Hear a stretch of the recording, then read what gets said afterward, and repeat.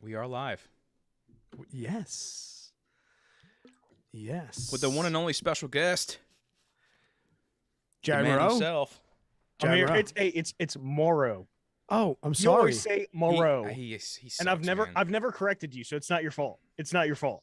Yeah, but like we've known each other for a long time. I know, but I've never corrected you because I've never caught you in the moment when you're saying it. So I'm just like, whatever. Actually, I have a funny story. But wait, so I always say Jared Morrow.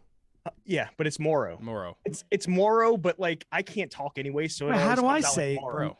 I got it How right. do I? Come on, man. How do I say it? Morrow. Morrow. Oh, Morrow, but it's like tomorrow. Yes, exactly. Minus the 2. Yep. If I eventually have a kid, I'm gonna name my kid Tom. So his name's Tom Morrow. So he gets made fun of.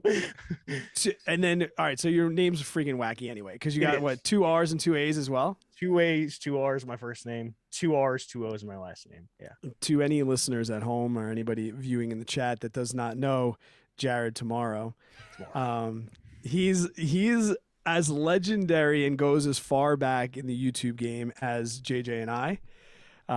Jared was one of the first and one of the original founding members of our mastermind group that's now dissolved, but we've been talking YouTube since maybe like almost 3 years, almost like that. I think sub counts, like I remember we were all probably less than 10,000 subs. Oh, for sure. Yeah. Way less than 10,000. And you have more than just the YouTube story, and we've been trying full disclosure, we were going to try and get Jared. We wanted to go like hang out with him. Jared was our roommate for Austin when we went to the Coconut Club, but I saw both these guys naked. Both of them naked. Stayed in the room with them. It was weird, but it was kind of cool.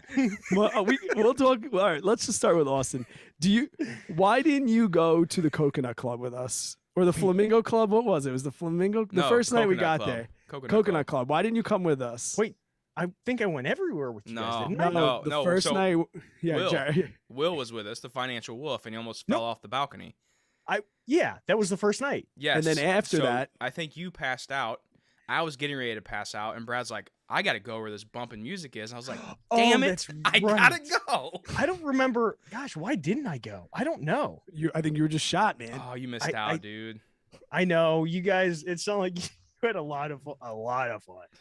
But also, too, I found this fascinating. We stayed in like a very, how do you real estate people, JJ, how do you say, like, is it modern commercial or like industrial? It's like nice, but like there's open beams and concrete. I don't know what that style is, but you slept on the concrete floor in the living room. Yeah, listen, I'm the weirdest sleeper. I will sleep anywhere. And sometimes I even prefer to sleep on the floor. Like I am just as comfortable on the floor than I am in the bed. Because when there's not enough rooms for people, I'm like, folks, I'll sleep on the floor. I don't mind. You know, because some people they really but it was concrete, and you slept literally right next to the couch. Dude, I can sleep on the floor. Even when I go camping, all my buddies, they bring like these beds that rise off the ground, and I'm like, I'm not bringing that. I'm just sleeping on the ground in my sleeping bag. I don't know. I'm just when I'm out, man. It was weird. So I don't mind. But you also you have the YouTube channel. You're also in the personal finance space. Don't subscribe unless you're going to watch the videos.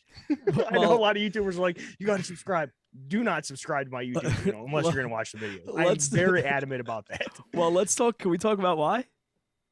Like, your channel, you were like kind of chilling. JJ shot off like a rocket in our mastermind, and everyone's like, "Oh my God, JJ Bachner! Oh my." Can you blame him though? Can you 25,000? Look at that beard. Well, not the beard anymore. He cut it off. I know it's gone. So then worst move ever. Worst branding move. I know it was so bad. But then you had a stimulus video go viral back in the day of the stimulus videos. Mm-hmm. What were the numbers like? Where were you in? I know you don't really track subs, but like, do you remember like about where you were in subs and like how many views maybe you were getting and what that video did? And I think you did a video on how much that one video made you, right? Yeah, hundreds of thousands for sure. So I put out 3 stimulus videos, and I don't know the exact views, but I can tell you how much I made that month. In just YouTube ad revenue, I made $45,000. And I was like, but here's the problem. Okay. So I made 3 stimulus videos, and I have like a moral compass for some reason, whatever reason. But so I put out that 3rd stimulus video, and it was almost too easy to get views. And I started to feel bad because I was like, I am just kind of pushing what might happen. I was like, that's all these videos are. So, and morally, I felt bad about that. I was like, yeah, I'm making bank, but I just don't feel right continuing to make this content. So I just personally cut it off. I'm fine with losing the money. I felt gross, if that makes sense, about how I made that money. And we were going back and forth. We were like, go, and you were like, were like, this, like, like you said, you felt dirty, but like, and then the other thing too, like, I think you more than doubled in subs. You made 45 grand, and it all happened so fast in a month. Yeah, in a month, just from ad revenue. Yes, in a month, and then, unlike most of us that like have this steady, slow grind up, you kind of like went from hero to zero quick as far as the algorithm was concerned, right? So like, what happened in the subsequent months after that? So here's the problem: is because those videos were so general, and you get all the population essentially, right, from like 18-year-olds to 65-year-olds who are expecting a stimulus check. When they click on that subscribe button, they're expecting me to continue to put out those stimulus videos. It's like you going into a shoe store to buy shoes. Okay. And you go in one day, you find shoes. Okay. You leave, you come back a week later, and they're not selling shoes anymore. You're like, well, I'm not going to go to this store anymore. It's the same idea. If someone clicks or subscribes on your YouTube channel and then comes back looking for those stimulus videos, you're not putting out those videos anymore. So they don't click on your videos to watch them any longer. Therefore, that hurts you from the back end, a YouTube algorithm perspective, right? So they're subscribed to you and they don't click unsubscribe because most of them don't really know how to do that or don't really log on or pay attention to that very often. So it can end up tanking your channel, and my channel tanked. How long did you take off? Oh, and then, I mean, I took a couple months off. Like, yeah. 3 to kind of like reset it.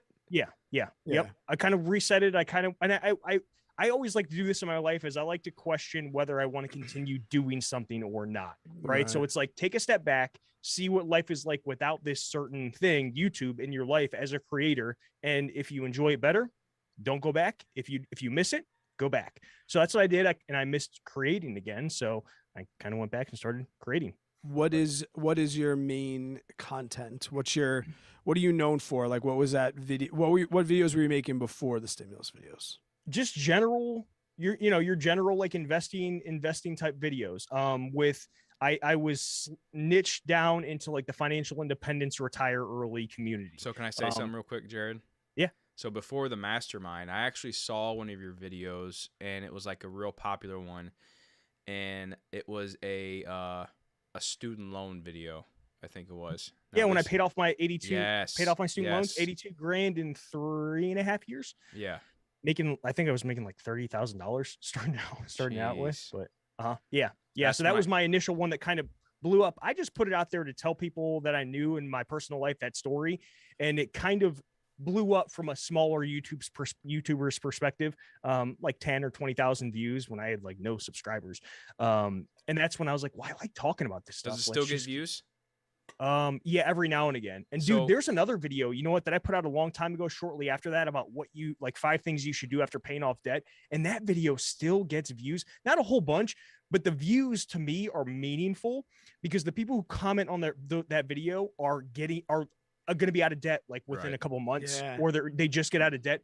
And it's the most fulfilling thing to like see people still find that video and hear these people saying, I'm about to be debt free. And it's like, that's so cool. Don't you miss those days? Yes. Like the getting out of debt days. I miss them so much. Not saying I want to go back into debt, but like, I feel like it was such a major, it was like for a lot of us, it was our first major financial accomplishment getting out of debt. And it's like, I feel like it's one of the few things in life where people hype it up and you hype it up to yourself. And oftentimes when we do this, we hype things up.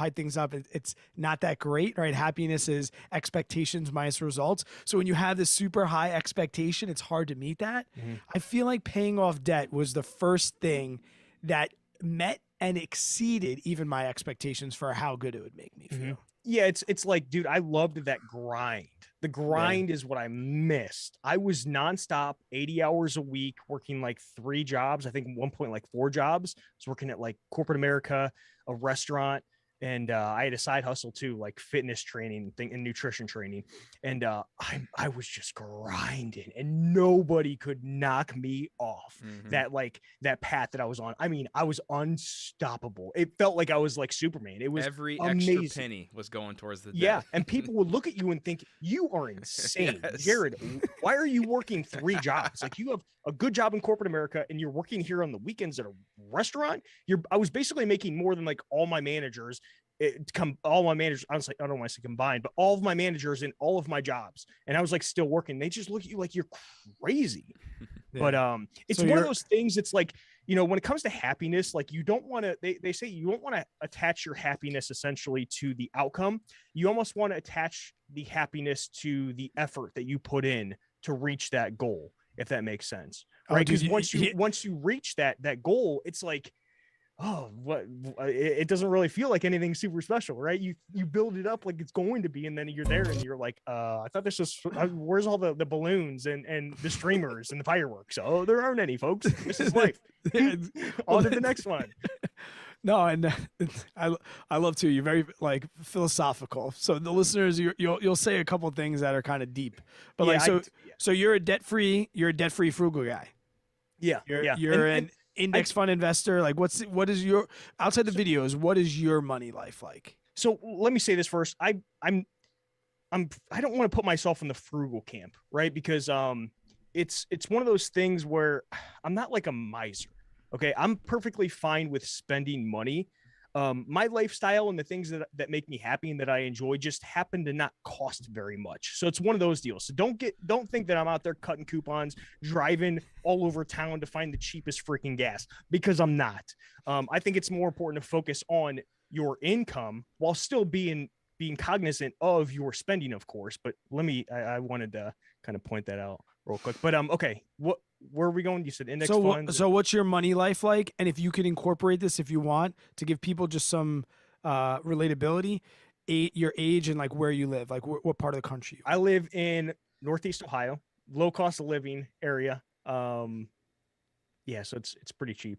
And then my age, I don't share my age. Okay, that's fine. On purpose. That's fine. That's fine. It's funny because you get people. That's why I asked you. Well, you get people to go search for it, and it's not right online. So when they search for it, because you can see what people search for when you type in your name on YouTube. I don't know if you guys knew that. You type in your name and then space, and it shows you like the most common things people search. Oh, I don't want to know that. So, but for me, it's age. What is yours? Oh, yours age. Yeah. So we'll keep the mystery alive, and we'll get to what you do for a living in a little while. But no, outside the videos, what's your money life like? What do your friends know you as far as like, are you a YOLO guy, dividend guy, growth investor? No, I'm crypto. I'm a straight index fund investor. I'm actually going to make a video on this, kind of diving deep into why I'm an index fund investor. So I just don't. I think the stock market is. I think it's insane. And I think all of you guys, no matter what kind of investor you are, if you're picking individual stocks, I think you're all freaking crazy. I know you get value investors and growth investors and dividend investors arguing and making fun of each other. And I'm like, you're all crazy. I mean, I'm over here as like an index fund investor. What makes me laugh the most is when, you get like a value investor trashing a growth stock investor, or a growth stock investor trashing a value investor. And it's like, guys, you're playing 2 different games. One guy's holding the hammer, the other guy's holding the screwdriver, and the hammer guy is looking at the screw and saying, I'm not going to hammer this in. And the guy with the screwdriver's looking the nail and saying, I'm not going to screw that nail in. And it's like, you're not playing the same game, boys. Right, what are we doing here? Why are you arguing? Right. So I'm just a straight up index fund investor. I'm not interested in spending the time to pick individual stocks. I'm not willing to put in the time. I don't believe in myself enough to say that I would risk my money on the fact that I can pick successful individual stocks over the long term. My psychology is not set up for that. I'm the guy who's going to freak out and want to sell these things no matter how much research I do on these individual stocks. So for me, I'm just an index fund investor. It saves me a lot of time. And yeah, time is another thing which we can talk about. Yeah. But time do you have a specific fund that you like? or anything like Yeah, that? VTI baby. Yeah, just, VTI. so you're a Vanguard guy. Yeah, Vanguard. Yeah, all the way. Okay. I'm a big fan of Vanguard.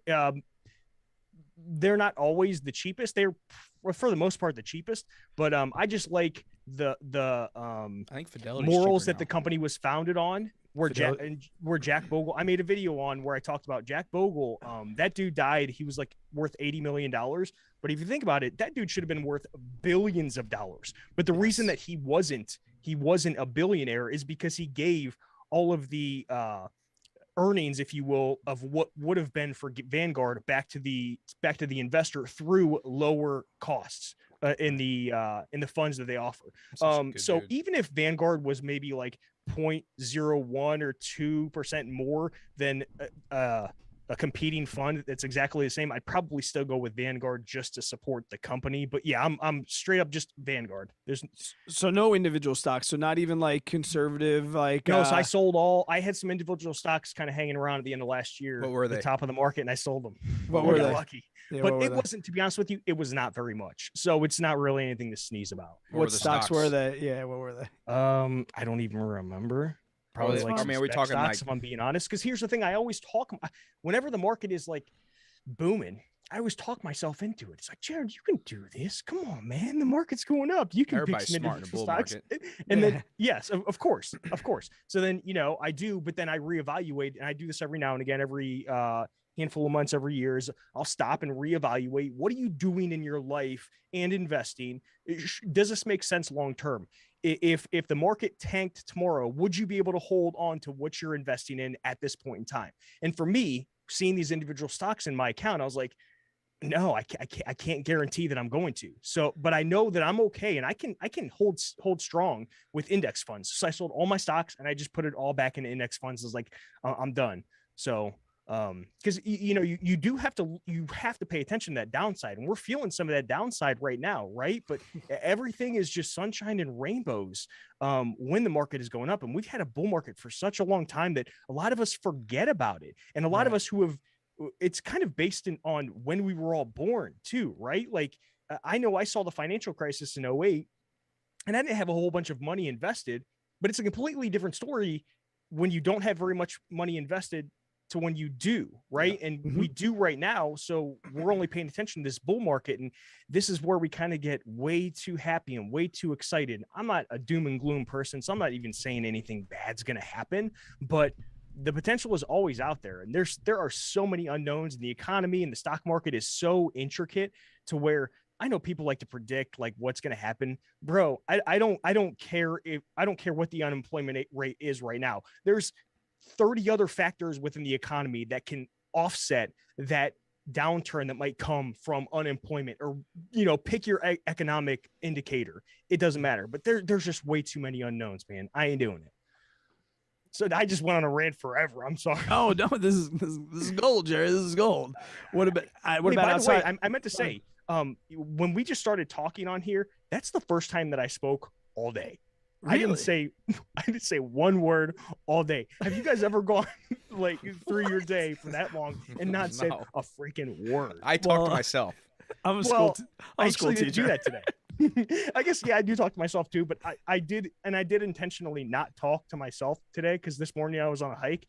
I thought to myself, because I have weird thoughts. I was like, man, I wonder what happens if you just don't talk. Does something happen to your vocal cords? Like, did they just cease to work? And I was like, hey, let's just not talk today.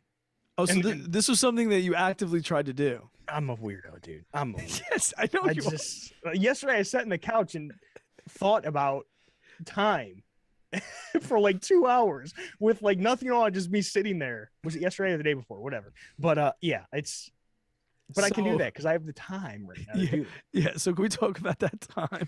Yeah, What do you do? What do you do for a living? I don't work. I'm a bum. Exactly. I'm on a mini retirement. Currently on a mini retirement.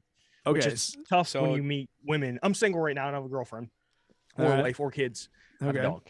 But yeah, it is weird. Like when you're in the dating scene, trying to explain to them, like, Yeah. I don't work. Well, They explain. think you're an immediate bum. To Well, do you- listeners, Jared, Yeah, to listeners, explain what a mini retirement is. What the hell is that? Yeah, so it's just a mini retirement is basically just taking a certain period of time away from work.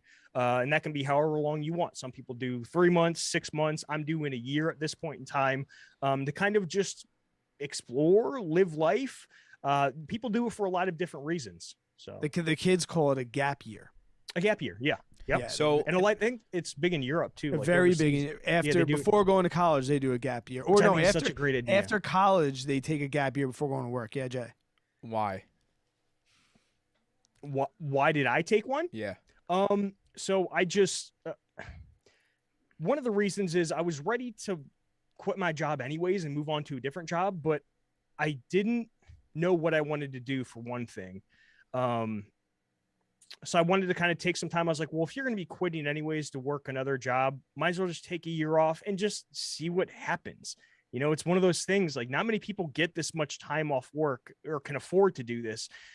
So I was like, let's try it. Right. I wanted to kind of test out what a retirement would feel like. You know, we all think about retirement when we're older, but nobody actually knows what it feels like. We all plan for what we're going to do when we're retired, but bro, you have no idea what you're going to do. You think you do. You think you want to buy that sailboat, but you've never been sailboating in your life. So you sit on the couch and you think about time for 2 hours. Well, yeah. And you have weird experiments about Not talking. Like, so you essentially wanted to see if it was going to be boring.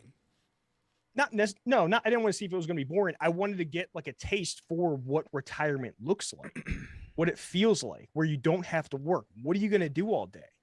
Right. Can I say something real How are quick? you? Yeah, go, Jay. I think it's pretty cool, man. Like, excuse me, I'm a little under the weather right now, but the fact that you took the chance to do that is pretty cool, because a lot of people will think about it and say, oh, it's, you know, I would love to do that, or, you know, it'd be really cool to be able to take a year off of work and go do what I really want to in life. But when it really comes down to it, you got to have the cojones to do it. You got to have the balls to go up to your boss and say, like, hey, dude, thanks for the time, but I'm taking a year off. Yeah, you know? what'd you tell your boss? How'd that go? So it's What were you doing? I was working for Goodyear. I was in the supply chain field. So working for Goodyear, the tire company. But I went and I told my boss, and she knows that she's always known that I'm different. Most of my managers know that I'm different. So she wasn't really surprised. Right. She wasn't really surprised. I had gone to her even before I left. I was getting my work done very quickly. And I was like, so I went up to her. I was like, hey, I have a lot of time in the day. I kind of need some more work. And they weren't really giving me anymore. So she was like, I kind of get it. But yeah, she wasn't surprised. But How? Go ahead. Good. No, you good. How are you funding this? Good question. Cash, baby. Cash. So I you saved up cash. You saved up for this. Yeah. So I prior to leaving my job, I think I ended when I was at my height. My savings rate was 83%, which is a lot of money, you know? So it wasn't that difficult for me. And I had a high savings rate up in that range for years, maxing out all my retirement accounts. Plus I had some extra cash set aside. And when I decided that I wanted to I wanted to pursue this, I started setting some extra cash aside as well. Cause I was actually saving up I actually had a chunk already cause I was going to buy a rental property, but obviously I used some of that or all of that money, for this mini retirement. So I gave up the potential future rental property for this. So I wasn't just sitting on a whole bunch of cash for no reason. I had an intention. Wow. Okay. 2 questions. Mm-hmm. First, do you worry like about compound interest and the fact that like everyone says get your money in early? Mm-hmm. Do you feel like by depleting your nest egg, like that's going to be a major detriment? Or like you say you have a really high savings rate, so I assume that you don't really live. You need that much money to live. And my second question to that was, could YouTube fund your lifestyle right now with and the businesses you have going on? So I don't live off of any of my YouTube money. I actually invest that money. So It's not like I'm not investing, because that was a thought in my head. It's like, what if you did take a year off work and you weren't investing? And yes, it would obviously hurt you, but I don't think you have to take into account what you're going to have a year off work, right? So it's like, what's that 12 months of your life that you get back worth to you? Is Right. it worth maybe whatever good. that X amount of dollars would compound into? And you know, I've like lost people really close in my life. And you know, you start to think about time and things like that, and we don't know how much time we have. Actually, I'm reading a book by Seneca. It's called "On the Shortness of Life."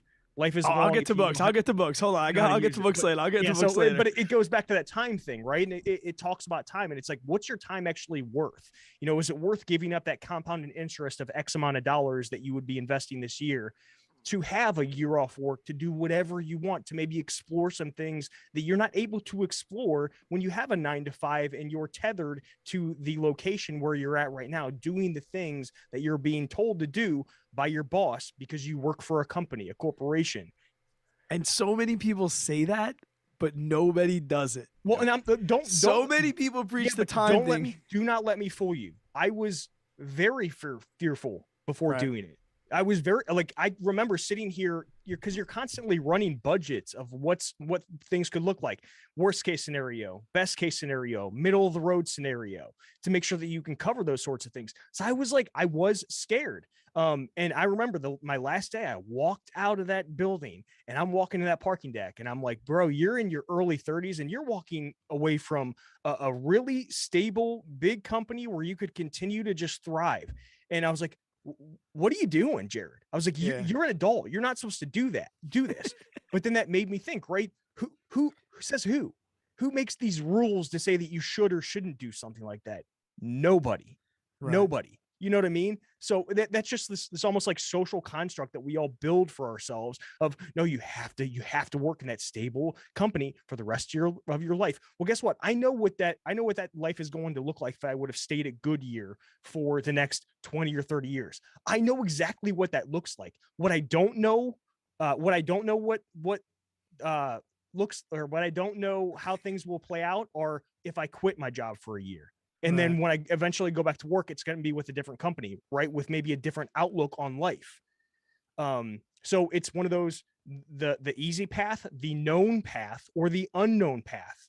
So I said, screw it. Let's go. Right. I'm not going to die from this thing. I'm taking a freaking year off work. You have the money. It's like, what's the whole point of doing good things with your money for so long? And this goes out to anybody watching this, for so long, if you're not even going to take advantage of it, whether it's at the end of your life or in the middle of your life. What's the point? What is the point? So do you regret it? Absolutely not. How deep are you into this year? 6 months. I'm like about halfway. Like 6 months in. Yeah. Mm-hmm. Oh wow! And what's your living situation? Do you rent? Do you own one?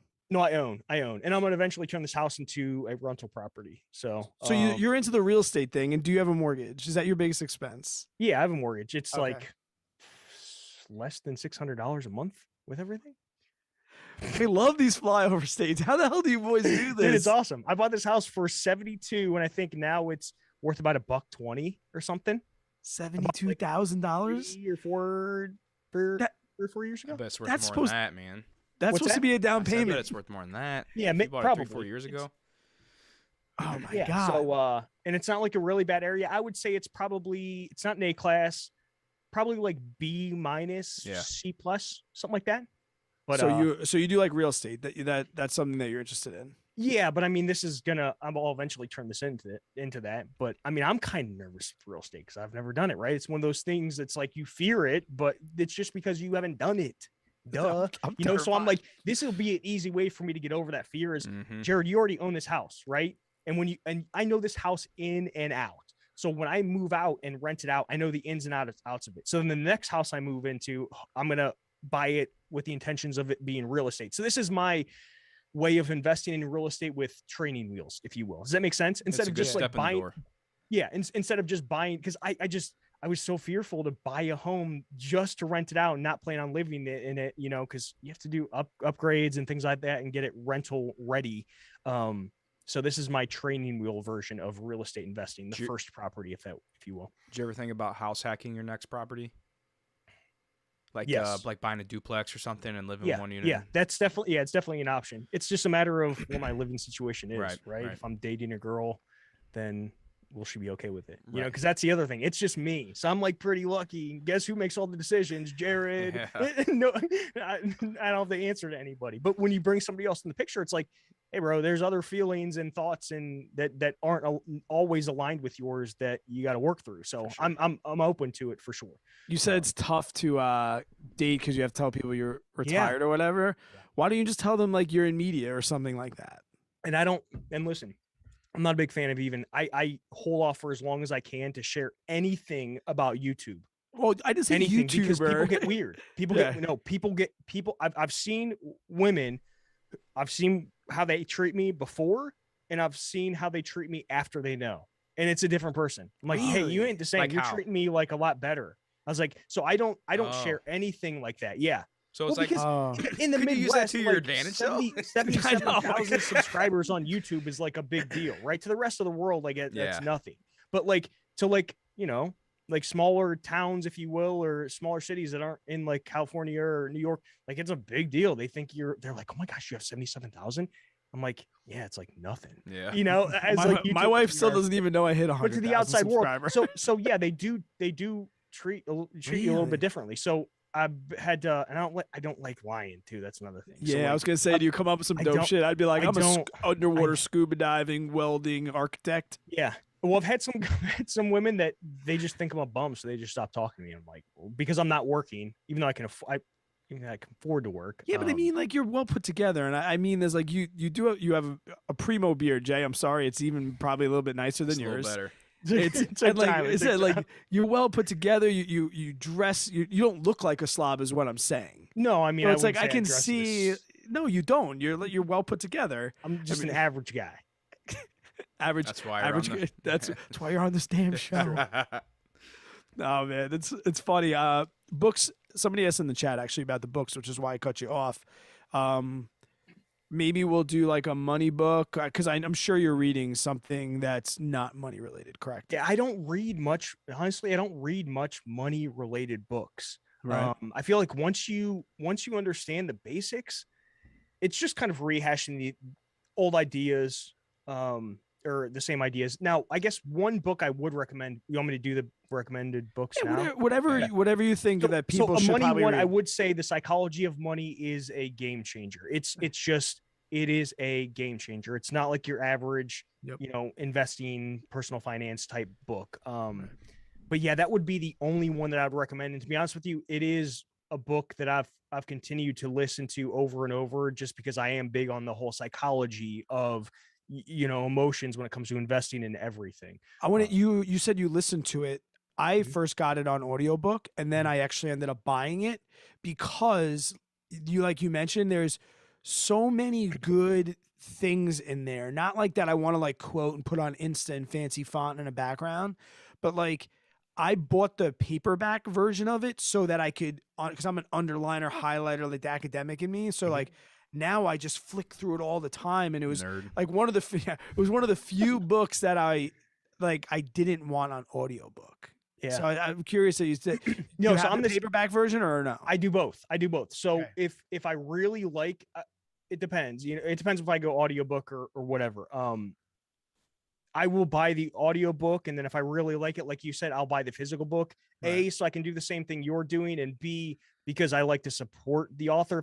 And this is another place where I'm weird, and I'm willing to spend money on books and buying the audiobook and the physical copy, because I like to support the authors. Right. If it really hits me, whatever topic they're talking about in their book. So yeah, I do buy both The Psychology of Money. I have not bought the physical copy though, but I do listen to it a couple times, because I almost use it like a meditation, right? It's those constant reminders of what you need to keep in the back of your mind constantly. Same thing with like Atomic Habits. I bought that book when it first came out, and I re-listened to that book about twice a year, because it just has some of the fundamentals in that book. It's just so good to constantly remind yourself of those topics that he talks about. In I've Atomic never Habits. read Atomic Habits. Oh my Atomic God, Habits. dude, get it. Is it? It's not. I always sort of as like being like outdated. Like I'm not gonna read like.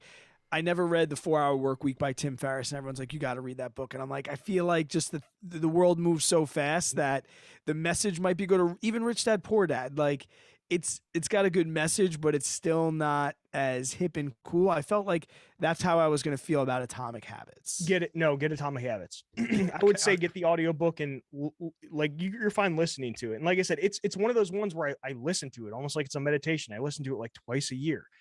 Because it's that helpful and beneficial because, you know, our life is built, all of our lives are built on habits. If you think about everything you do throughout the day, it's just a bunch of different little habits baked into one 24-hour period. But paperback or audiobook? I only have the audiobook in that one.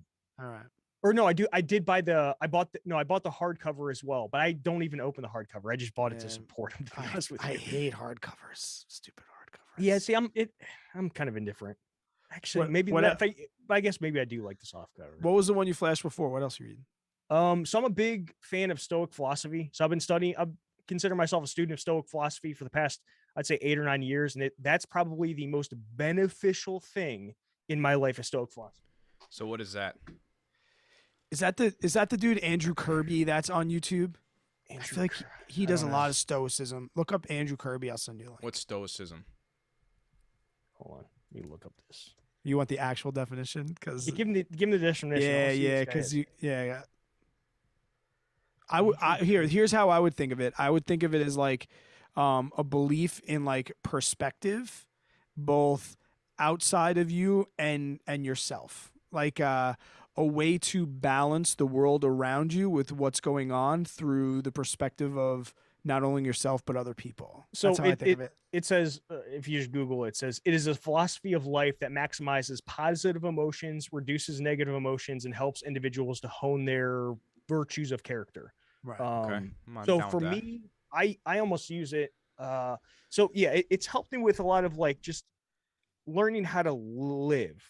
There's no guide on how to live. Right. That's one thing we're kind of all just like thrown to the wolves of how to live. We learn some stuff from our parents, but they don't teach us everything. So I kind of look at it like that, almost as like an operating system for life of how to deal with those negative emotions, those positive emotions, how to react in certain situations. It's very difficult to get me all wound up because you don't get flustered, do you? Now that you say that, I've never seen you get flustered. No. Now, don't get me wrong. I grew up a very aggressive kid. A very aggressive. What'd you say? You're easy you're easy to trigger. But nowadays I'm not. And I definitely No, he's talking about me. I definitely think Stoic philosophy has been helpful with that. But no, I still have a lot of like aggression in me for sure. Like if you guys ever come to my house when we work out, I go nuts. I have like death metal playing and I'm like cussing at nobody but myself. I'm just like cussing. Like my neighbor heard me like saying like F you, and I didn't know anybody was there while I was like back squatting. I walked outside my garage. I was like, oh my God, he was standing right there with his dog. He heard me. So like how long you been standing there? But I'm so nice to them too. I'm like overly nice to them. So they're probably like, who is this monster that we're living next to? Oh my God. That's funny. So Stoic philosophy has been a huge one for me. I would say don't get at first, if anybody's interested, don't get the original texts because they can be kind of dry. I've just nerded out on them to where I buy the original text. Look at anything by Ryan Holiday. So his Daily Stoic book is really good is like a beginner's guide. And if you want to go like super, super deep, then you would get like the original texts, like what I read. I love that you have Post-its and stuff in there. You love what? You had like little Post-its and like page markers in there. Yeah, this one's cool. It's like it's a daily guide, right? 365 days. You wake up and he kind of gives you like a stoic little blurb, and then he gives you his thought on it, like his interpretation of it. But, Jay, you just called us nerds. Aren't you the guy that has the I'm gonna read a book a month challenge 2022, and you're calling us nerds? How's that reading challenge going? Somebody just asked me in the chat about it, and they're like, "Are you still on track to do your 12 books for the year?" I'm like, "Nope." Did you finish one book? Nope. It's tough. I hate it's reading. tough. I hate reading. I need to try an audiobook because I listen to podcasts all the time. Here's me when I read, right? I open the page, I read the first page, and I'm like, I had no idea what I just read, so I got to go back and read it again. I read it again. I look at the bottom of the page. I'm like, no idea what was just said because I lose my train of thought as I'm reading. But when I have music on or podcast or something, I'm usually having it on when I'm like working out or when I'm mowing the lawn or when I'm doing something or driving. That's when I get into things. So I really do need to do it. Audible, you have to pay for that, right? Yeah, I have See, that's why I never a pulled the subscription, trigger. so you get like 1 free credit a month.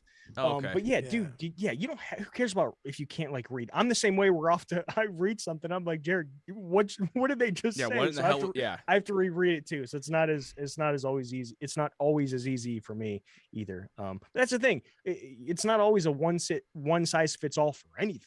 You know, it's like Yeah. find out what works for you and go in that direction. There's some books where I just cannot sit there and read the whole darn thing. Yeah. So I'll have to get the audiobook. That's another thing I love about the psychology of money is like it's not sequential. So like between that and like the Simple Path to Wealth, even that I have back there, which I love, like you can jump around that book. Like you can kind of go to like what you're in the mood about reading. Like my favorite chapter in Martin Housel's book is the when he talks about risk being the exact same thing as luck. It just like blew my mind. It was just so awesome. So reading is I hated reading in school, and it's funny like now if they would have just let us read what we wanted to read, I probably would have loved reading. Yeah. Because I once I was like, oh man, I could just like sit down and read this. And for how cheap a book is too, dude, you get so much. If you get the right book, you get so much wisdom and knowledge. Like I'm getting information from people that lived thousands of years ago with Stoic philosophy, like thousands of years ago. Who would have thought? Like Marcus Aurelius, he's another Stoic philosopher.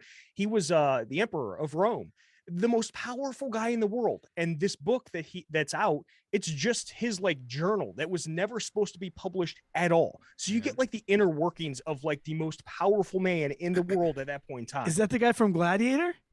Yes. Yeah, the father or whatever. That's Marcus Aurelius. Or the guy that's like, the bad guy. guy's like, are you not entertained? Yeah, his That guy. son, his son is like a butthead. Yeah, he's like a really bad guy, and that's in his real life. In real life too, his son was just not. He was not a good leader or emperor when he took over after Marcus Aurelius passed away. Because Marcus Aurelius was like such a good guy. It's wild seeing him even write in his journal meditations of like how he looks down on like slavery and how they would treat these slaves horribly.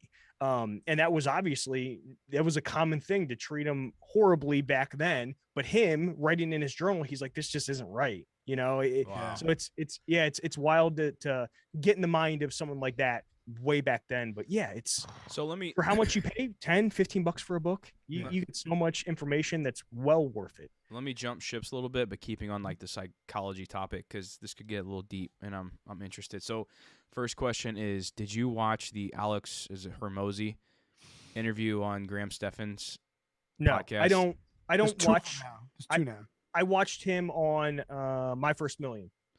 My First Million podcast. That's where I saw him, and that guy was that guy has it put together. And if you listen to that guy, he has really gone through his thoughts of what he thinks about things. You don't just come up with that stuff on the fly. That dude has done a lot of deep thinking and deep writing on what he believes. Oh my god, yeah, it's very, very good, very good. The Graham, we've talked about it like 3 weeks in a row now. Yeah. That Graham episode, yeah. Well, I was gonna ask, like, in that episode, what really struck me is like how he thinks about his life. Like now he mentions like he's not like faithful or anything like that. Like doesn't believe in God or anything like that, which I do. So that's like where we differ. But when everything else he said that wasn't with the whole faith thing was like mind blowing to me.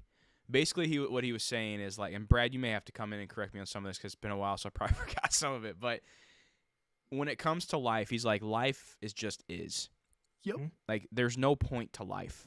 There's all belief statements. Yep. Nothing. It's all belief statements. Society has made up this spectrum that we're supposed to be in, and then we got to follow this path. He goes, where like really when it comes down to it, 1,000 years from now, no one's gonna know who the hell you are, and no one's gonna know what the hell you did. No one's gonna go know the rental properties you owned. So why not just do what the hell you want to do and enjoy your life while you're here? Because when you're done, that's it. What are your kind of like thoughts on that? Yeah, so I mean, I try not to attach the idea of something that happens or anything in life is good or it's bad. Just like you said, it just is. And that's one thing that I have learned in Stoic philosophy over the years of studying it. It's not good, it's not bad. It just is, right? So it's like, how are you going to react to certain situations in your life? Just like I try not to say never and always. I slip up sometimes because, very rarely it's not always and it's not never. There's always some in between. But what was the question? The good and bad thing, or like it just No, Yeah, is? like like he's like emotionless, Alex Harmon. He's like, it's hard for me to feel emotion because everything that people say to me and everything that happens, it just happens for a reason. And it's like he just has a way of being like, maybe I see it as like hyper focused contentment, where he was mentioning that like marriage is not a compromise because if she doesn't want to come along for a ride, that's fine. Like that's just, it's not a compromise. You get to do the things that you want to do when you want to do them. And yeah, like Jay said, like, does anybody know their great grandfather's names? Like, how many people know and that's only 3 generations, you know? And it's insane though. so When you think about that. So he just bashed legacy, and he was like, we need to, if more people were allowed to focus on themselves, and like I said, he was on this podcast with Graham, and blew Graham's mind so much that they brought him back the next week. Oh, did they really? I think And it everyone blew everyone's mind. Everyone thinks that it was like the same one just showing up on their feed again. But I noticed the thumbnail was different, and I was like, they brought him back? And literally Graham was like, so yeah, you were here last week, and I've just been thinking about a lot what you said, so you had to come back. It was it's so on the whole, there's 2 things, right? We were talking about like emotion and legacy. On the emotion thing, for me, I'm not emotionless. A lot of people think that like the Stoics are teaching you not to be emotionless. They're not. They're not saying no emotion. They're saying no negative emotions, if that makes sense, right? It's a completely different thing. So you can have emotions, but for the negative emotions, it's like, how much are you attaching to that negative emotion to where it's just spiraling the rest of your life out of control? Probably a lot. So not no emotions, no negative emotions. And you can still have negative emotions, but it's how you perceive that negative emotion and how you react to that negative emotion. So here's a big one for me that I struggle with a lot. How do you handle stress? I guess what kind of... Do you have stress? I mean, well, maybe it's more of like, so Brad and I had a conversation about this a while ago. Maybe it's not stress. Maybe how do you deal with anxiety? Maybe that's if you have anxiety. I mean, you may not have it. I mean, I don't know. To be honest with you, I don't. And I think it's because I've kind of built my life around not getting stressed and anxious. Like, I know when we would talk behind the scenes over the years, it's like, you guys would ask about my YouTube channel and like views and stuff, and I'm like, I don't really care. You never did. Like I never fucking cared. It was so annoying. I do, but it's not. I don't want to attach my emotions to the amount of views that I get. What I focus on is, it's like in that sense, it's like, are you happy with the content that you're putting out? Are you happy with the things that you're doing, the processes that you're taking to get to wherever you're going? If the answer is yes, then I don't care if the views are whatever. Yeah. So I really don't.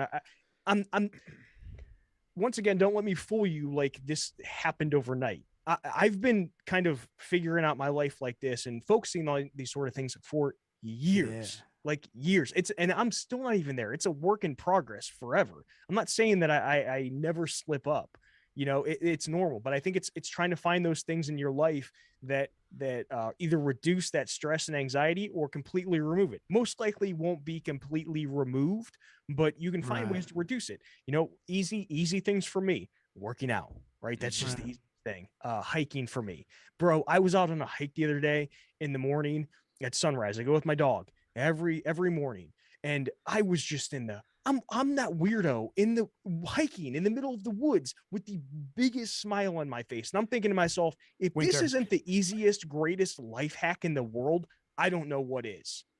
When I first met you, I thought it was like, thinking to myself, is this guy pretentious, or does he really not care that much? And it took me so long to get to know you, or the fact, like, I remember like we would do the mastermind once a week, and like you had hit 50,000 subscribers, and like to us at our side that was an enormous deal. And we got on I the didn't call, even notice. and I everyone didn't was even like, notice. you did it, man. And you're like, what are you guys talking about? And we're like, 50K. And don't he pay was attention like, to it. and he was like, oh, that happened this week. And we're like, Yeah. I was like, fuck you, you don't know that. Like, I know. like, I was the same guy at bed, and I was like had like 10,000 subs, and I'm like, I wake up in the morning, I'm like 10:02, 10:02, 10:02, and I like. It's the outcome, man, right? It's attaching your happiness to the outcome. And I've worked on not doing that in my life. So that's one of the reasons. I got to stop you right there because that's exactly what Alex said. He says when your happiness is geared towards what at the end, it's what is at the end.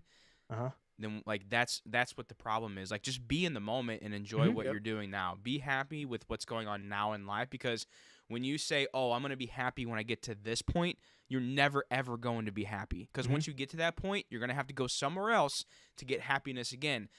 And I'll be honest with you, that's something I really have worked on a lot over the past couple years. And I will say, from having the kind of like being goal oriented, I would always say, okay, here's my goals. Once I get these goals, I'm set. I'm good. I know I feel like accomplished. And that was like my headspace for the past 30 years of my life. And really over this past probably year, I've really tried to focus on saying, okay, enjoy the process, enjoy the moment, enjoy the growing pains, enjoy the failures, because like when you get to this point of success, you're going to look back and be like, damn, I missed that. Damn, I missed being up late, 2 o'clock in the morning because I couldn't sleep because I was worried about getting something done or it wasn't fixed right and I had to go up in the stairs and fix. Like that's the stuff that I'm really trying to focus on now, is like enjoying the moment. And I will say it has helped tremendously. Yeah. You're literally living the dream, yes. right? You're living what you're going to look back at and dream about, like, oh, that was awesome. Yeah. Bro, you're living there right now. Yeah. Life is awesome. It's awesome. I wake up every day. It's like, if looking back at like what's going on right now, the way you say that, and like I said, I told people in the beginning of the podcast, because you have such an amazing outlook on things. And what you guys, I know that Jay knows who this is. Do you know who Nick Barr is? Okay, so he's another YouTuber, and he's in like the fitness. He has a nutrition company is kind of like his bread and butter, but he's also a former Army Ranger, then was a bodybuilder. Now he's doing like a lot of long endurance stuff, and he just posted a video on his 100-mile run. Oh, Nick Bear. Nick Bear, yeah. Yes, I know. Okay, I haven't watched his videos in a long Brad time. Yeah, I'm sucks aware at of last him. names. What did I say? What did I say his name? Barr? Yeah, okay. No, it's Nick Barr. Isn't it Nick Barr? I think it's Bear, because it's Bear Nutrition, right, or something like that. I think it was Barr. Okay. I Okay, thought it was Barr Nutrition. Okay, sorry, my bad. Okay, I'm a high school teacher too. You should see me at work. I still don't know all my kids' names, and it's March. I still don't know their names. Anyway, it was 5 mile loops, and he was saying it like mile 40 mile 40 when he started his second loop. The guy was like kind of walking next to him for a second, and he's like, how was that loop? He goes, the first half of the loop was awesome. The first 10 miles. He goes, the second 10 miles, I engulfed myself with the next 90. I started thinking ahead to, if I feel like this now, how am I going to feel at mile 50? If I feel like this now, how am I going to get to mile 90? And he's like, I had to literally like stop running, sit down, look around at the things that were around me and enjoy where I was, and then start taking it 1 mile at a time. And he goes, once I started doing that, mile 12 to right now just happened in the instant of a finger. And when he said that to me, I thought back to my Ironman triathlon days, where I'm out there 14, 15, 16 hours, 112 miles on the bike, and you're sitting at mile 60 on the bike, and you're like, I have to run a marathon when I'm finished with that. And those were always my worst days. My best days were, oh wow, I'm swimming. There's a lot of people in this lake. Holy shit. Or literally on the bike. That's really good. I'm the weirdo on the bike that I'll distract myself by like thinking back like I'm living the dream. Like when I go downhill, even in Ironman, I'll be like, and like I'm flying down past people. Like that's how I stay in the moment. I'm picturing like Brad's like the guy. Have you seen that video where the guy's like standing or like laying straight on the seat of the bike? Yes. I picture Brad being that guy. And I'm so chubby in my spandex like Iron Man suit, like I look like 5 pounds of sausage in a 3-pound bag. You know what I'm saying? And I'm just straight up like, wee! Because it helps me like live in that moment. And I think we all do. We all have trouble with that. Yeah, and I almost look at, and even money wise, everyone's like always thinking Yes. ahead to when I'm financially independent, when I'm at like all these things where it's just like, man, like, because dude, you can get tomorrow. We can expire tomorrow. You know, Mhm. Yeah. Jay might have to edit this podcast and get it out Monday or make a new one because I'm gone. You know, like, and it's cliche. I'm turning 40 this week, so I'm like having. I said to my kids, I almost had like a breakdown today, and I know the people that are over 40 are gonna be like, "You're still a baby," but like I said, this is like the first birthday that I'm genuinely like a little down on. Like not Dude. like where I'm gonna like cry about it, but like I was happy to let my 20s go. Like I was so pumped to turn 30, and now, especially when I start working out as somebody that did the endurance things and did the CrossFit things, like I go for a run now and I'm like, I'm never running a 17-minute 5K ever again. I'm never running a 6-minute mile again. I'm never clean and jerking 285 again. I'm never snatching 255 ever again. I'm like, I'm starting to think about all these things, and it just like hit me with 40. But like, luckily, like I have my little kids around, and like they make me feel young and all these things. But and See, then but losing my parents so young too, I also have that in like the back of my head. Like, man, like if I live as long as my mom did, I have 5% of my life left. You know, and it's like it haunts me right now. So, okay, couple things. The first, going back to what you were talking about when you were doing like marathons and things like that, and triathlons, I almost look at things like that, like those hard things that you do, and even like educating, like reading books as software upgrades for yourself, right? Because I think of my brain like a computer, and you constantly need those software upgrades. And how are you going to get those software upgrades? By doing difficult physical things like that, by doing things that you fear, by reading these books and gaining that knowledge and applying that knowledge and the things you learn from those software upgrades into the actual computer to grow it, right? To make it a little better. The other thing is when you say that you think about, you know, I'm 40, I'm over the hill. I can't clean and jerk this much anymore. I can't run or hit this many minutes a mile anymore. I look at life like we're going through it in seasons. The same way I do the same thing with like working out. Like I work out in seasons. Like I lift heavy. I have like a heavy lifting season in the winter when it's like really cold outside and it's difficult to do like the high intensity stuff. And then right now I'm going into a season of like high intensity workout, getting ready for, you know, the summer. It's the same idea with as you age, right? You're just going through different seasons. It's not good, Brad. It's not bad. It just is, you know? Yeah. And plus hundreds of years ago, people were dead by your age. I know. That's why I feel blessed, but I'm like, I will say there's a one positive thing about getting older, and I think Robin mentioned this in the chat a little bit. A lot of my stress and anxiety is going away because the older I get, the more zero fucks I get. Like, especially the financial independence piece, that like learning about FU money and having the opportunity to just like do the things that you wanted to do whenever you want to do them. Like St. Patrick's Day, will I bang into work if I want to? Yes, I will. And like, that actually is something really nice about getting older is I feel like in a couple more years, I'm going to be on Alex Hormozy's level where I can just not care what anybody is really talking about, unless it's going to add value to my life or unless I'm adding value to others. Like I am really not going to care about it. And getting off social media this year has just helped me so much with that. You know, it's like now I just can hop on Instagram and, you know, just read through my DMs quick and post a story and then I delete the app. You're not on Instagram. I do the same thing. Dude, I do the same thing as you. Same thing. Cause I would constantly like open the damn thing up and I'm like, why are you opening this? And it's like, my brain's like, oh, I don't know, because I want to. And it's keeping you from doing what you should be doing. So let's just open it. So yeah, now if I post anything, I post it and I delete it. Same thing. Like when you guys see me post things when I'm out on a hike, I record those on my phone. And then I post it like when I get home, I download Instagram, post it, and then I delete Instagram. So like it's nothing I ever post is actually in the moment, or very few things are in the moment. But yeah, I'm like, the same way. You'll answer like a DM from like 3 weeks ago, like, hey, sorry, I don't really come on here anymore. I'm like, well, like, can I get your freaking phone number? Because this is like one of those weird chess games that they used to do by mail back in the day, where I make a piece and I got to send you a letter, let you know what my move was. It's just taking too long to have a conversation with you. Jay, what the hell did you just do? Are you standing now? Like what just? I Yeah, feel like can you're you like go up? sitting on a bunk bed. What are you doing? I'll be honest with you guys. I'm struggling right now. I'm What? not Are you feeling the sick? greatest. Yeah. Yeah, and like Like I was flu? sitting, I was like, and it's hot up here because my air conditioning's off, so I'm like sitting and sweating, and I'm like, I gotta stand up and like move around because I'm, I was like getting just Crack a window, bro. Crack a it's window. open. There's no air draft coming in right now. All right, Struggling here. there's a couple more things I want to ask Jared. No, and then I'm we'll let good. you I'm go. good now. Let's Yeah, I go. know. Are you back to the job thing? I kind of want to come full circle on this gap year that you're taking because I'm really curious because I kind of want to take one, and I don't know, like maybe you can't. You're stuck because you're like pension and stuff, right? I As don't care. teachers, I don't care about the pension. you should care, No, I don't care. right? No, because I can be searching other employment. I won't lose that. Okay, you won't lose like tenure or whatever. I'm already vested in my pension Oh, system. cool. Now Okay. every year I'm there. I'm just adding.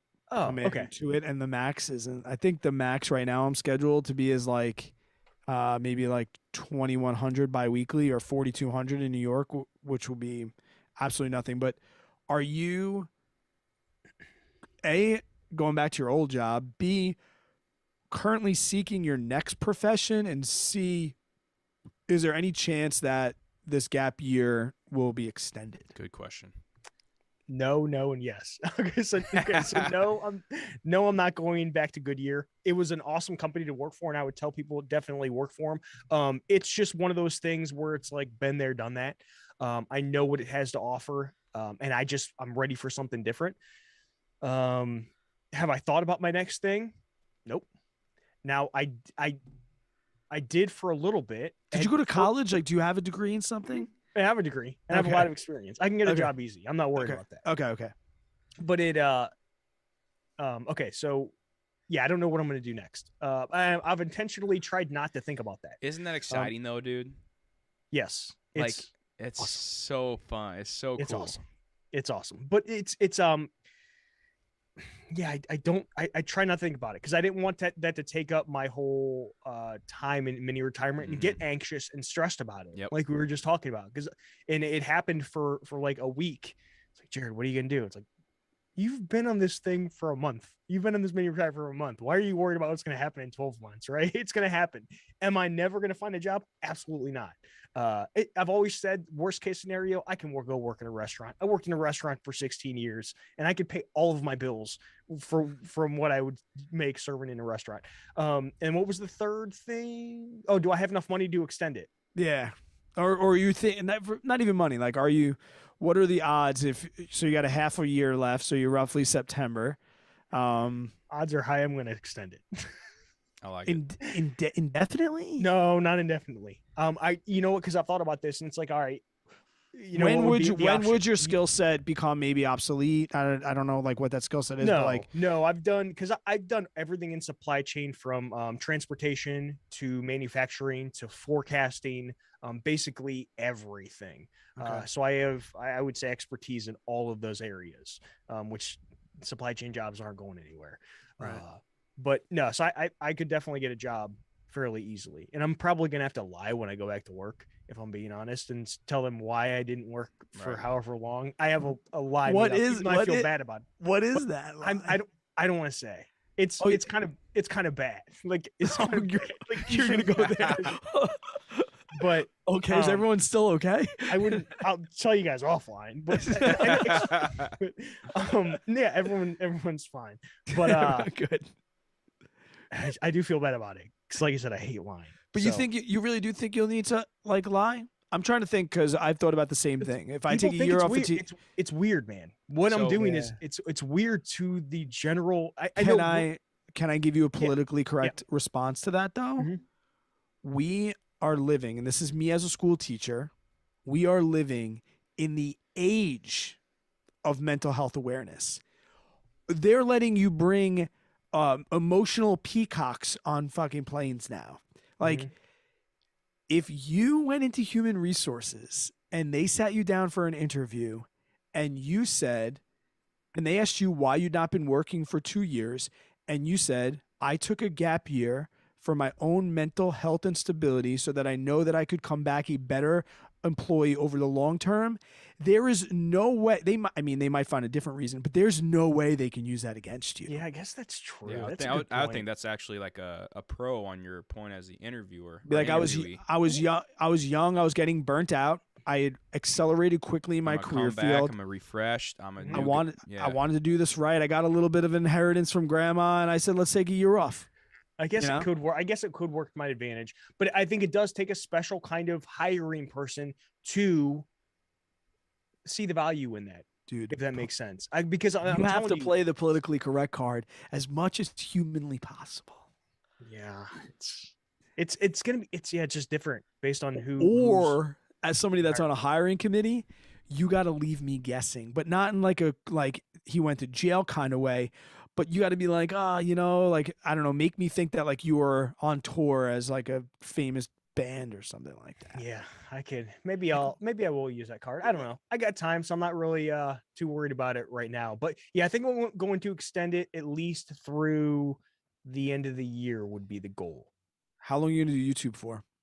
How long am I going to do it for? Yeah. Maybe forever. I don't know. Yeah.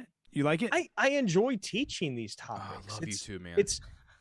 I just enjoy it, and I'm almost afraid to do it full time because I feel like that it might change then. Well, I don't know. You are kind of doing it full time. I didn't ask you. Really, dude. If I was doing it full time, I'd be putting out a lot more content. Yeah. Or like I mentioned before, and like you said that you're investing your YouTube money, not living off it. Could you live off your YouTube money? Yes. Okay. But then your investing would be minimal. Yeah. It wouldn't be as much as And could I get like the income up? But man, it just I don't know. I don't know if I want. You kind of make a video. You make a video here and there, and then you get it out. It's like it might be a fear thing, right? It might be a fear thing. Like, hey, you just scared to do it, to bet on yourself fully. Because at that point, like JJ, you're betting on yourself, dude. Right? When you leave that job, like you're betting on yourself, and maybe that's just me being like a weenie, fearful guy. Maybe that is. But I would be putting out more content, but I'm trying to balance the whole enjoying the mini retirement and still making like YouTube content. So I'll do like one a week. Maybe I'll skip a week here and there, but I do enjoy it. And that's one thing I did learn in this mini retirement as well, is you definitely need something challenging to work on, and YouTube kind of gives me that little taste of what I need from that perspective. So it is nice to have, for sure. Okay. Dope. But yeah, I'm hopefully extend it to the end of the year. But if I get bored, I'll go back to work. I've always said that. I don't care. It's kind of open. Everything will be fine. I don't want to take too much of your time. We've been going over an hour already. So I got one more question. I would say I have one more too, but I can go for as long as you guys want. You guys aren't. Jay, I'm a jobless bum, boys. I'm not. I just got to wake up and hike tomorrow and do my back squats. It's about to be St. Patrick's Day, so top of the morning to you. But Jay, ask him. Remember when we tried like back in the day, we're gonna ask guests like questions, and then you came up with like a weird one. Ask a question you're just gonna ask, and then try and stump him with another one, and then I want to ask him a stumper. That is now. It's my. Don't ask me to do public math, please. No, it's my new favorite. It's my new favorite interview question that I read the other day. But ask him what you wanted to do that, and then I'm asking him an interview question. Okay, I don't know if I'll have to think of the interview one, but okay, I'll go first after, but you can go. Okay. So I like to ask all of our guests this, just for me personally, because I like hearing this for everyone. Where do you see Jared in like 5 years? What are your kind of like goals, or what do you want to do? What are your aspirations in life? I mean, where do you see yourself in 5 years? Or go ahead. I don't have a plan. Like I really don't have any outlook of what exactly I want to be doing. All I really care about is that I'm going to be happy and healthy and kind of doing what I want. Right. That's the most important thing. So I don't have I'll be working at this job or making this much money. I don't have that goal, like a 5-year goal like that. Do you think people should? I think it just depends on the person. I don't want to say my way is the right way or the wrong way. You also got to think it's just me too, right? If I had a family, that answer is probably going to be different. You know, it's probably going to be different, but it's just me, and things might change within the next 5 years. You know, I might not be living in Ohio. I might be living across the country. So, who knows? Yeah. So I don't have a specific answer for you, JJ. What do you plan, or what's your outlook for 5 years? I mean, to be honest, like my You got a pen? Well, no, my next month, I don't even know what the hell's going on, dude. We got, you know, I mean, because we're doing this whole travel nursing thing, so the next year and a half of our lives are so unknown right now. I mean, same thing like you said, we could be living in a different area in the next year and a half. So I really don't know the answer to that question. If somebody asked me and I was a guest on the podcast, I mean, you just asked me, I think I would probably like, I'll say this, like, because I am a pretty goal-oriented guy. Like, I would hope to be financially independent in 5 years, because that is a big goal I'm working towards right now.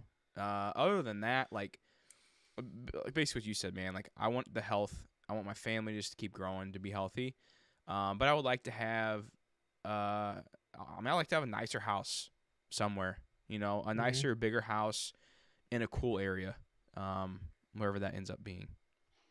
See, my thought is, it's like, as long as you're happy and healthy, it doesn't matter where you're at or what you're doing. And that's let me push back on that a little bit. So don't you, and again, this may be as the type of person I am, but don't you think you need to be like progressing in life? Yeah. So what happens? I don't think so. I'm not surprised. I'm not surprised to hear that.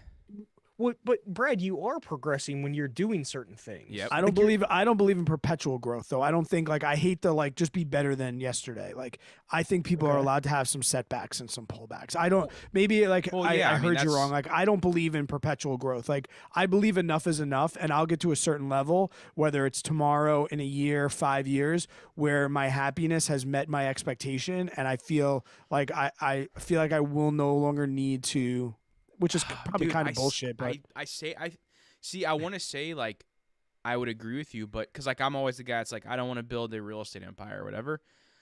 But I know myself, and I know when I get to a certain point, I'm gonna want something more. That's who I am. And I want to achieve more. That's what happened with me and the CrossFit, and me with the gym, and with the brewery. My CrossFit partner wanted to expand into the next thing, and he wanted to get more equipment, and he wanted to start doing classes and bringing in coaches. And I was like, that's not what I signed up for. Like, I said, I just want a place where I can work out and break even on the rent. And the same thing with the brewery. I was brewing, and Chris was like, we got to go bigger. We got to go bigger. We got to expand. I think that's just the business you're in, though. Cause like you're like with YouTube, like you're wanting to get to 100K, you know, cause I think you just kind of shift. And then like, once you shift to a different area, you find this new hobby, and then you progress in that hobby, and you get to a point, and then you got to move on to the next thing that may be a little bigger than the next step. So you're still progressing. It just may be like this. You know what I mean? I mean, do you agree with me? I think that makes sense. Like, yeah, like I'm just flipping up and then flipping up and then flipping up. So it's like I make it sound like I got to a level and I was okay with it. But could I have sold the CrossFit and not open the brewery? Yikes. I don't think so. Yeah. And then could I have sold the brewery if I didn't have the YouTube channel and other things? So maybe you're right. Yeah. Maybe you're right. All right, here's mine. And I'll give a little backstory quick. I was recently on a podcast. One of my students has a podcast, and it's kind of funny. But he asked me a question, and it led to a conversation after, which was awesome. And I asked him at the end, where did you get this question from? And he goes, do you know who Logan Paul is, or Jake Paul? I was like, yeah. He's like, oh, he has the Impulsive podcast. And I said, I'm aware. And he goes, he just had on this guy that this like artist that I listened to. I'm like, oh, who? And he was like, Mike Posner.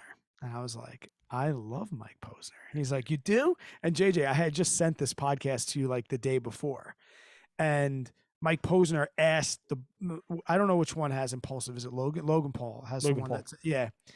So the question is, if I were to pray for you, what would I pray for? If you were to pray for me? Yeah.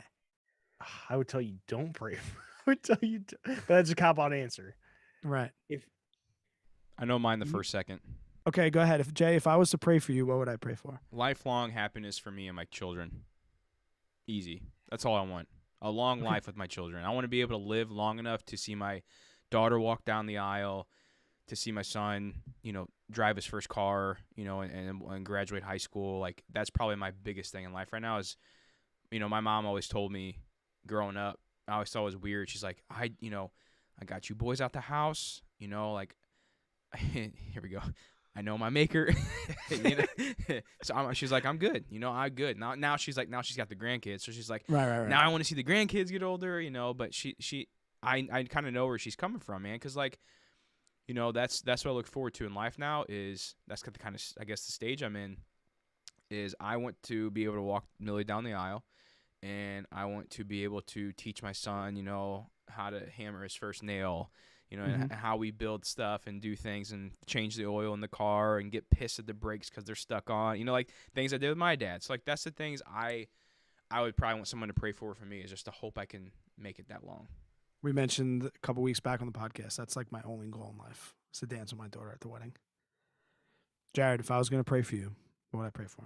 I mean, it's the same thing. Just that I'm happy doing what I want to be doing. And I think because I do a lot of meditating too. And one of the things is like a gratitude meditation. And, they talk you through, they're like, hey, think of somebody in your mind and wish them well, right? Or send them some like wishes or whatever it is. And like, I'm trying to think of what I wish for other people. And it's that sort of thing. It's just like, man, I hope like so-and-so is doing really, like, I hope Brad's doing like awesome. I hope he's having like the best day ever. And he's living his life the way that he wants to, or like, I hope JJ is really happy and everything's going well with his family. Like I wish him well. So that's kind of what I would hope someone would pray for me to have. Right. Yeah. It's like one of those questions where I asked him, like, why do you ask that question? He goes, well, because when I heard it, and his explanation, Mike Posner's in the podcast, he was saying, like, you're going to learn a lot about people in that very simple question, and you'll probably learn something about maybe one of their vulnerabilities, like maybe one of their fears, but not in a bad way to exploit their fear, but to relate to their fear and maybe be able to give a guiding ear. So it's like, even in JJ's answer, it's like you hear lifelong happiness, but behind that, and this was kind of part of my answer, was like behind that, you show that fear of dying early and not seeing those things. Yeah. And then that instantly draws me into that conversation because I'm like, man, I got little kids, or I'm afraid of losing something too. And then you realize that we get to this point where a lot of our fears are like not getting to a certain level or expectation for ourselves. And I don't know.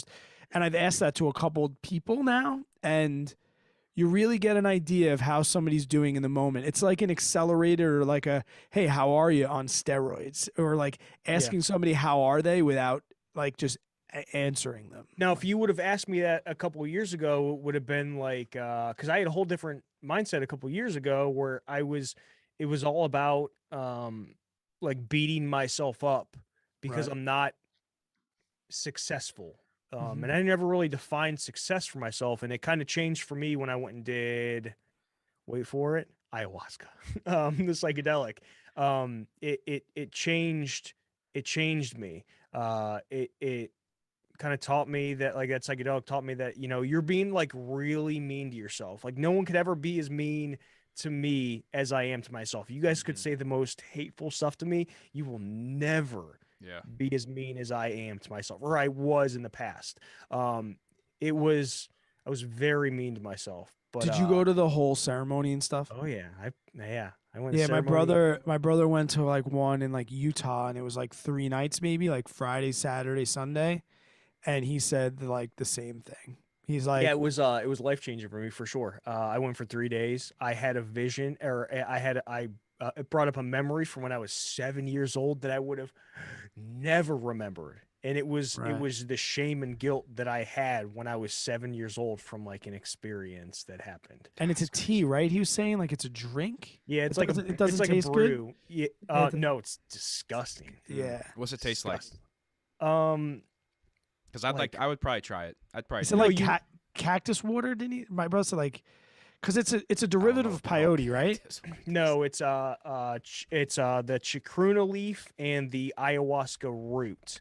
Okay. They brew them together, and it's like kind of like thick, like almost like tastes like dirt. Like if you drink it and It's you like earthy. move your teeth around, it's like it's like almost like sand. Huh.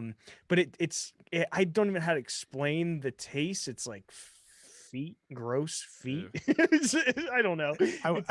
I'd call my brother, but I don't want to put him on the carpet. Like, hey man, on a podcast, tell me what ayahuasca tastes like. He'll be like, it's not good. Goodbye. But yeah, so I mean, back to what you said, the whole like happiness and thing, you know, I also would wish someone to be healthy, right? You want people to be healthy because I think back to like my mom has a genetic disease, and she can't like talk or move really. So she's like lost all of her, I don't know, human characteristics, if you will. And my little brother passed away at 19. My brother-in-law committed suicide like 2 or 3 years ago. So like I've had really bad things like that happen in my life that's kind of changed my perspective. And now it's all about like health and happiness. And that's all that matters. That's really all that matters. And the people around you, right? The people around you are the most important. So true, man. I've had the same friends for like 25, some of them 25 years, some of them 30 years. There's like a group of like 15 of us, and we're just awesome friends. And those people are so important to me. If you could give advice to a 10-year-old, a 15-year-old, and a 20-year-old, what would they be? I just want to pick your brain all night because I love when you talk. A 10-year-old, a 15-year-old, and a 20-year-old. Yeah. The 10-year-old, I would just say to do what you want. Okay. With no restrictions.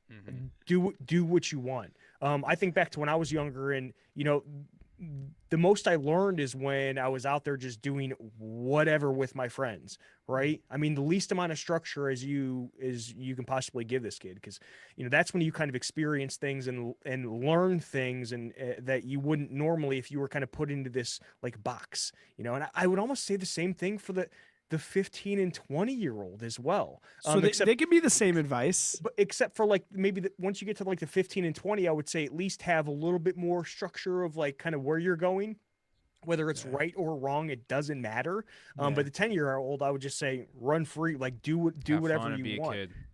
Because kind of to your point, like I teach 17-year-olds and I'd say to them like, guys, you are at an age right now where you can literally get away with anything, pretty much including homicide, and like you can get away with anything.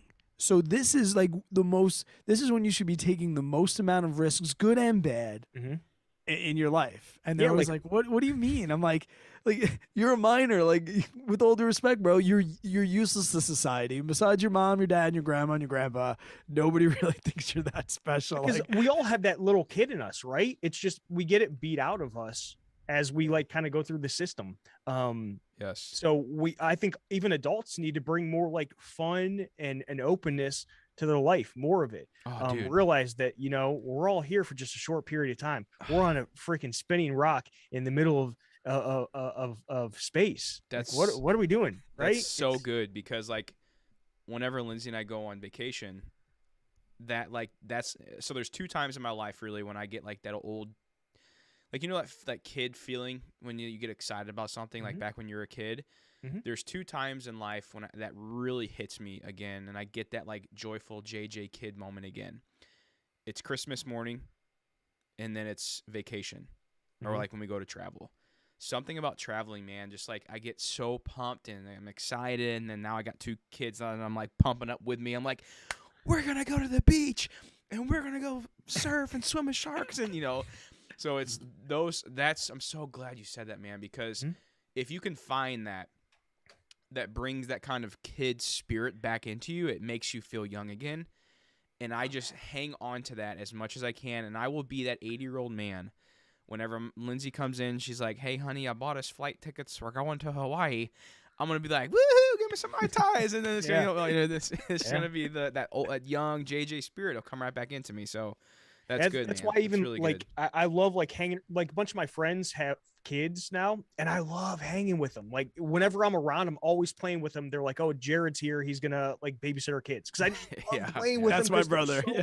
they're just so much fun, and they're just so free, and it's fun to get into their world and on their level. And I think kids are probably the most like sacred things I think we have in this world. Like I look at kids with like a sort of like reverence, because you can really screw up a kid when they're young and not even know it, but they're filled with like this joy and openness and just there's no limits to them, and they're so fun to be around.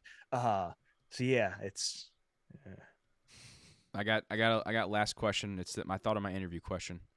Oh, go. Yeah. And Yeah. then we can- interview question. Because that one was supposed to be quick. We just talked about that for 15 minutes. So let's do this. This one will be quick. You think? Yeah, I think so. I think I'm reading your mind. I'm reading your mind. Go. 2 movie characters, 1 real person. Who are you choosing to be on your team for the Hunger Games? The Hunger Games. Do you know what that is? Yeah, Okay. I think they just like kill each other, right? Yeah. Right. You're going like basically in the battle to kill people. Survival of the fittest. Yeah. Wait, 2 movie characters and 1 real person. 2 movie characters and 1 real person. Well, one of the movie characters would definitely be John Wick. Oh yeah, that's a good one. 100%. That's a good one. My dad's 100%. obsessed with him. I don't even know what that is. You know, have you ever What? seen John Wick? Oh, No. bro, you gotta watch it. What's it on? I don't know if it's on Netflix or not. You have to check it out. It's worth like a rental for like a $250 buy or whatever. It's just a movie? It's one of those like mindless, like Yeah. shoot 'em up movies, but it's just filled with action. Is it like Born Identity? I feel like it was like Born Identity. I mean, I don't- guess from like a killing perspective, but I don't Alright, know. John Wick. It's a movie though, not a show. No, it's yeah, a it's a movie. movie. There's All like right. I think they have like 3 of them out there. Yeah. I'll try and watch that tonight then. All right. And then I'd probably bring, so if I have like the movie characters, I have like a real physical guy like John Wick. Mhm. And then I don't know who would be the second one. Well, who was the other person? A real life person? One person in real life. All right. So I have like the physical killing person down. And then I would definitely want somebody like I'd probably bring a Stoic philosopher for sure. Either Marcus Aurelius or Seneca. I'd probably say Seneca. Yeah, I'd bring Seneca. And then I don't know who else. Fuck is that guy gonna do for you in battle? It's not. We've already got the physical stuff handled with like myself, John Wick, but I'm trying to balance it out. You don't want all just killing machines. You think you do, but I don't know who the other movie character would be. I don't. I'm more a regular. Oh, that was your regular person. Yeah, that's my regular person, a Oh real my life gosh. person. What? I don't know who my other movie character would be. I probably have to think about that. That's fine. I mean, two is tough to come up with. Who would yours be, JJ? Um, And then Brad, I want you to answer too. my real person is my brother, Josh. Okay. And then the 2 movie characters, one would be Rambo, and the other one would probably be Jean-Claude Van Damme or whatever from Bloodsport. Oh, yeah, cool. See, but I wouldn't want to Kumite. bring like I wouldn't want to Kumite. bring like my brother or anything like that, because if we Death die, like I touch. don't want But- someone I love Right, to. but that's Even the though thing. I think they're a badass, I don't want to bring them into that situation. Hold on. That's the way that's the way that I look at it, and why I didn't say like I Right. would bring. So You know what I mean? Like yeah. someone in my life who's like a badass. Right. So my brother would get this. So like growing up, him and I, like, you get in like the fights and shit with the kids in the neighborhood or whatever. So like me and Josh would always be a team everywhere we'd go. And he's like 3 years younger than I am, so he'd get beat up a lot because there was always guys my age, and the 3 years difference at that age is a big difference. But it made him tough as shit. Mhm. So like he's a Marine, and we also have this like bond, I think, of like when we go. I just feel like we always talk about too, if like zombie apocalypse or if Russia would invade America, like me and Josh would be out the front door with our ARs and being like pop pop pop pop. You know what I mean? Like, so like that's just how we are. And I was like, I Yeah. think it'd be like a perfect. We fight with each other in real life, but when the shit comes down to it, we know we got each other's backs. Yeah, and we'll die yeah, for yeah. each other. So That makes sense. That makes sense. Could it be a cartoon? Like, it could could be be a fake- anybody. So like, I might want Batman. Out of all the which Batman? superheroes, you choose Which Batman? one? Oh, I think I've said Batman before, and you said that exact. I just got really Yes. bad deja vu. I think I did say that before. I think you did say that before. Out of all the Yeah. superheroes, you choose Batman. Yeah, I don't know if Batman Yeah. would be like No. get Iron Man or something because he at least has or like Superman. guns, You can't like, kill weapons. him. I'm not, I won't use. I won't use a superhero then. But Jason Bourne would definitely be one of them. My God, it's Jason Bourne. My real person would be Goggins Okay.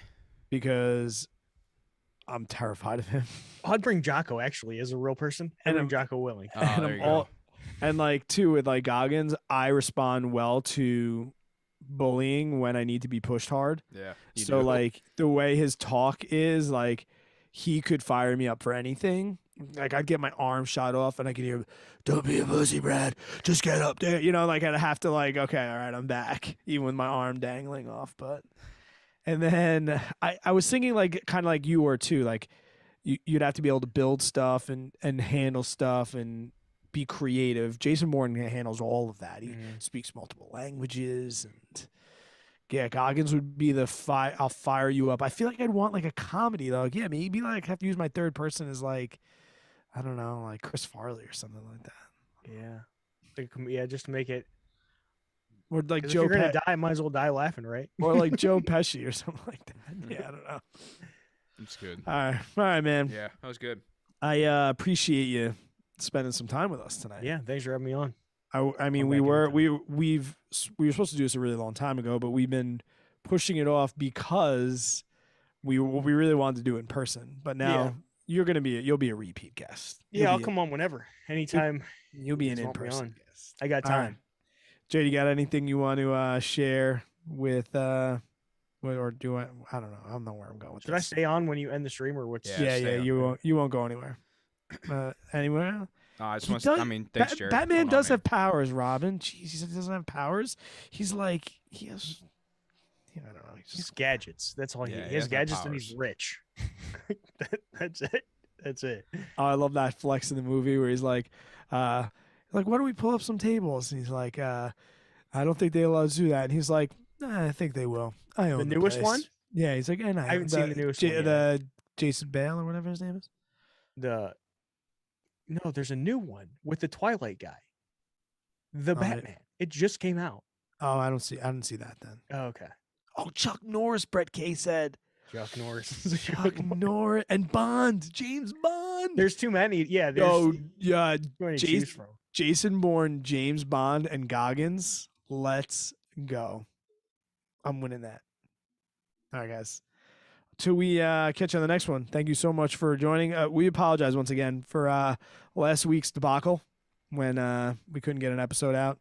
But thanks for sticking with us and being back this week. Episode 105. Episode 105. All right, guys. Good night. 1 second, Jared. So it's Morrow. Mhm. Yeah. Morrow. Yeah, Jared Morrow. What's up, guys? Welcome back. Another episode of the Average Money Podcast. A co-host tonight. It's been a couple weeks. I think the last one we had was episode 100 when we had Andrew Bird on. Tonight we have Jared Morrow on the show, and he's a buddy of ours. Like we've been friends with the dude for a bit, and a YouTuber. He's walking a pretty interesting path that we wanted to share with you guys, and we wanted to get him on, but we had to wait. We were going to try and do it in person because when the three of us get together, we have a pretty good time, and it's just been too long, so we had to get him on. So we'll get him on again. You'll see us in person. We'll get weird for you eventually, but if you are new to the podcast, welcome 105. My name is Brad Finn. I'm joined every single week tonight with a co-host, but always joined with the one, the only, standing tonight, not sitting, JJ Buckner. How are you, Buck? I'm good. I am standing. I was suffering in that damn chair, bud. No, tonight's a good episode. I think you guys are going to like it a lot. We get pretty deep. No surprise, knowing Jared. Had a lot of good conversations, a lot of good questions, and a lot of good things that really make you think about life. It's a good one today. Yeah, guys, I will try and find a nice natural break to get us into the podcast. And like Jay mentioned, it's got a lot of ups and downs. It's a good one. All right, guys, enjoy this week's episode.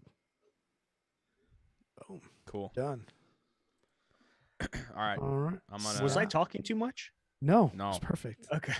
It's perfect. I caught Guys, myself. I was like, Jared, you've been talking a lot. No. Okay. No, it's perfect. Guys in the chat, thank you so much for joining. Yes. Hop in the Discord. Let us know what was your biggest takeaway. If I was gonna clip one thing from this week's episode, what's one thing Oh, that geez. Jared said that you want me to clip? Go over and leave that in the Discord, and we'll catch you next week, guys.